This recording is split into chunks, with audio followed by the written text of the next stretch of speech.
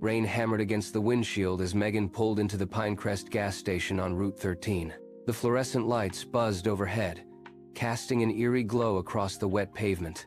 It was just past 7 p.m., and darkness had already settled over the small town of Lakeview. Megan had been making this same stop every day for months during her commute.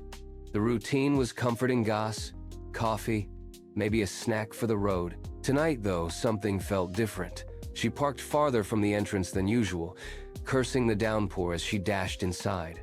The bell above the door jingled, and Earl, the night attendant, nodded in recognition. "Nasty night," he muttered, barely looking up from his magazine. 15 minutes later, coffee in hand, Megan headed back to her car.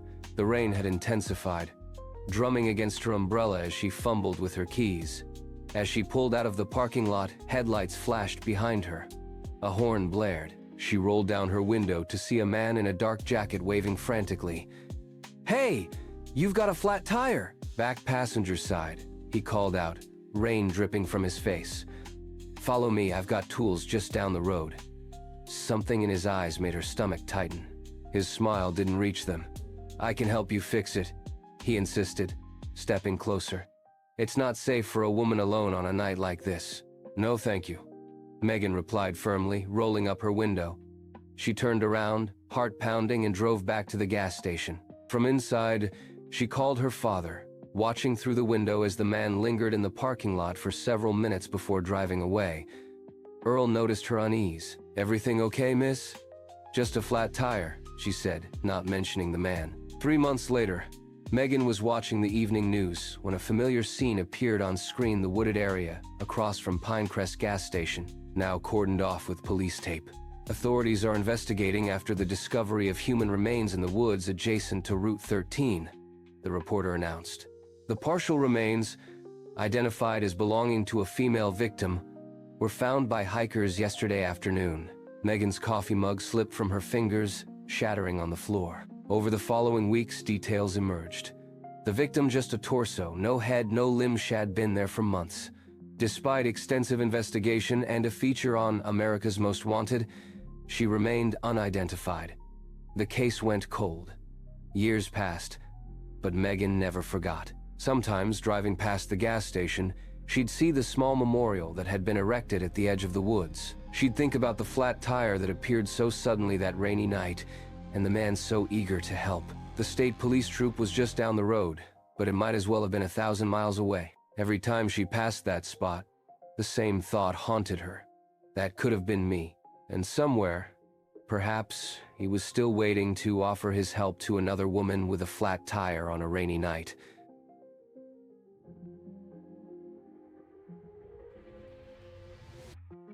Sarah never told her children the full story until they were much older.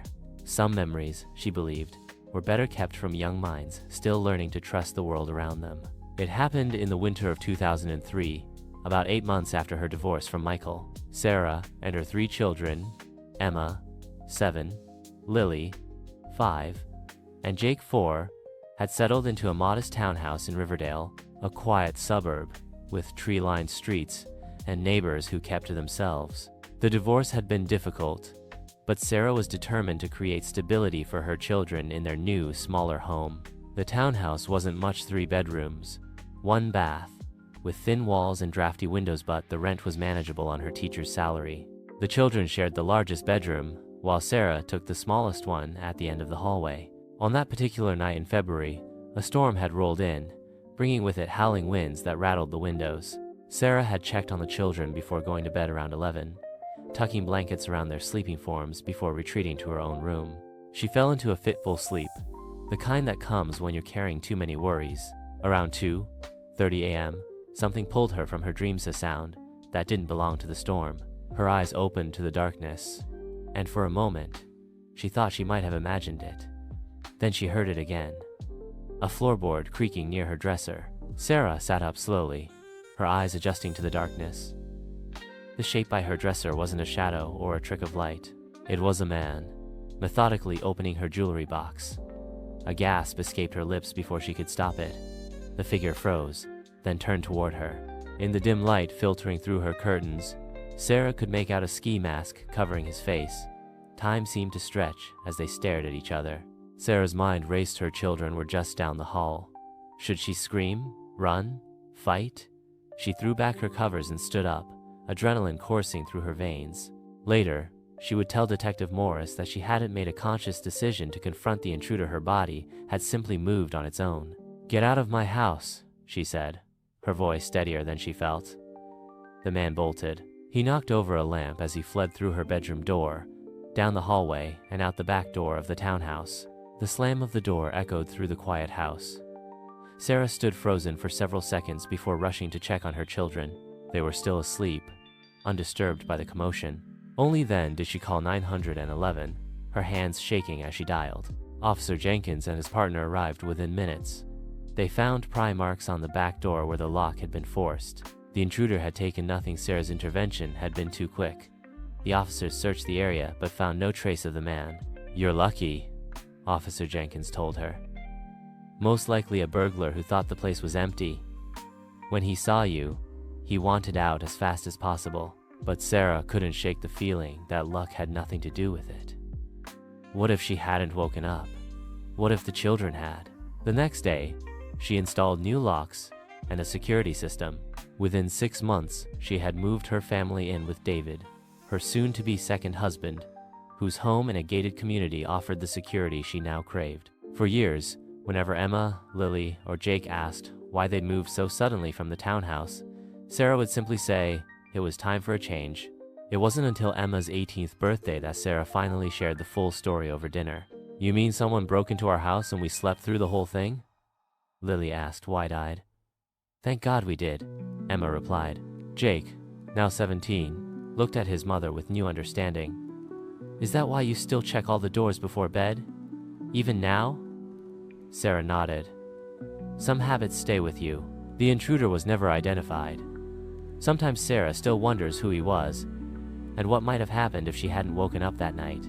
But mostly, she's grateful for the instinct that pulled her from sleep at exactly the right moment, the same instinct that had guided her through single motherhood and taught her that, sometimes, facing your fears head-on is the only way forward.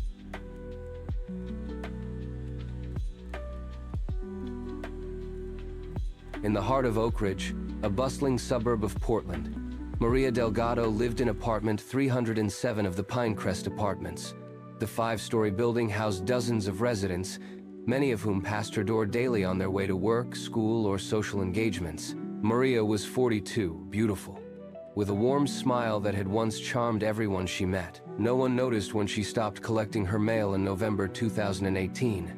The rent for apartment 307 continued to be paid through automatic withdrawals from Maria's bank account. The utilities remained on. Life in the building continued as usual, with new tenants moving in and out, holiday decorations appearing and disappearing in the hallways, and the usual sounds of urban living echoing through the walls. Inside apartment 307, Maria's television played continuously, the blue light flickering day and night. The window in her living room remained partially open, allowing a constant exchange of air with the outside world. On her coffee table sat unopened Christmas presents, wrapped in cheerful paper with tags bearing names of friends who never came looking. 2 years passed. In January 2021, Maria's bank account finally ran dry.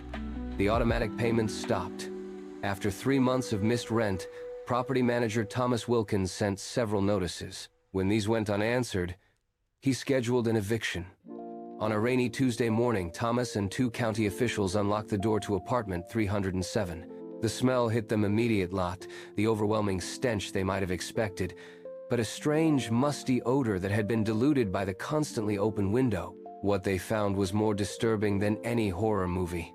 Maria Delgado was still there, or what remained of her. She was seated on her couch, facing the still-playing television, her body now largely skeletal, with some mummified tissue clinging to the bones. The cause of death was impossible to determine. The investigation that followed revealed a troubling portrait of modern isolation. Maria had been a vibrant woman, once a dental hygienist with friends and colleagues who spoke highly of her, yet somehow she had slipped through the cracks of everyone's lives. Her co-workers assumed she had moved away after quitting unexpectedly. Her few friends thought she had reconnected with family in Arizona. Her family in Arizona believed she was thriving in Oregon with her new friends. Everyone thought she was somewhere else, with someone else. The only way authorities could positively identify her was by comparing her dental records to a smiling photograph from a company picnic 3 years earlier. Detective Sarah Linden, who led the investigation, was haunted by the case. In a building where you could hear your neighbors sneeze, no one noticed a woman had died, she told the Oak Ridge Tribune. The TV noise was dismissed as the habits of a quiet neighbor. The partially open window explained away any faint odors. We've become experts at minding our own business. The most chilling aspect wasn't the decomposed body or the eerie scene of the television still playing to an audience long dead. It was the birthday cards found in Maria's mailbox, the voicemails that eventually stopped coming, and the gradual acceptance by everyone in her life that Maria had simply chosen to disappear. No one had reported her missing. No one had knocked persistently when she didn't answer. In a city of 650, 0 people, Maria Delgado had vanished while still in her apartment. The medical examiner could only speculate about the cause of death, perhaps a sudden cardiac event, an aneurysm, or an asthma attack. Some friends whispered about the possibility of suicide or even murder, but there was simply too little left of Maria to tell. What remained was a troubling question that rippled through the community. How many others might be out there, already gone but not yet discovered, sitting alone in apartments with the television still playing to an empty room? In the months that followed, welfare check requests in Oak Ridge increased by 300%. Neighbors began to introduce themselves to one another. Community watch programs flourished, but at night, in apartment buildings across the city, residents would sometimes pause outside a quiet door and wonder, just for a moment, if everyone inside was really okay. Like, subscribe and comment.